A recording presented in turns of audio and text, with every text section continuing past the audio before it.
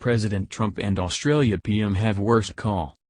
A phone call between U.S. President Donald Trump and Australian PM Malcolm Turnbull has called into question a refugee resettlement deal. The Washington Post reported Mr. Trump called the conversation the worst by far of his calls with world leaders that day, and cut it short. Mr. Trump later tweeted that he would study this deal. Struck with the Obama administration, it would see up to 1,250 asylum seekers to Australia resettled in the U.S. Australia has controversially refused to accept them and instead holds them on offshore detention centers on the Pacific nations of Nauru and Papua New Guinea. Mr. Turnbull said he was disappointed details of the call, which he described as very frank and forthright, had been made public. However, he said Mr. Trump had assured him the deal would go ahead. He told a Sydney radio station that the report that the president hung up is not correct. Last Friday, Mr. Trump signed an executive order temporarily banning the entry of refugees and people from 7 Muslim-majority countries. Australia has since been seeking to confirm its arrangement would go ahead.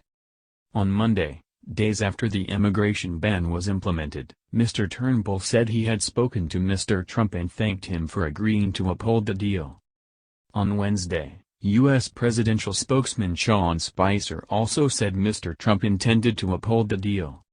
But soon after, the Australian Broadcasting Corporation reported a White House source as saying the deal remained under consideration. According to the Washington Post, in his phone call with Mr. Turnbull, Mr. Trump called it the worst deal ever. The president said Mr. Turnbull was looking to export the next Boston bombers to the U.S., the newspaper said, and ended the call abruptly after 25 minutes. "I don't want these people," he is quoted as saying. Mr. Trump later posted on Twitter, "The Obama administration agreed to take thousands of illegal immigrants from Australia. Why?" His tweet incorrectly labeled refugees as illegal, and recast the number who might be resettled, up to 1,250, according to Mr. Spicer, as thousands. Australia would not say how many refugees it expected to be resettled, said a spokeswoman for the nation's immigration minister, Peter Dutton. Australia has been repeatedly criticized by rights groups for its tough policy on refugees and asylum seekers.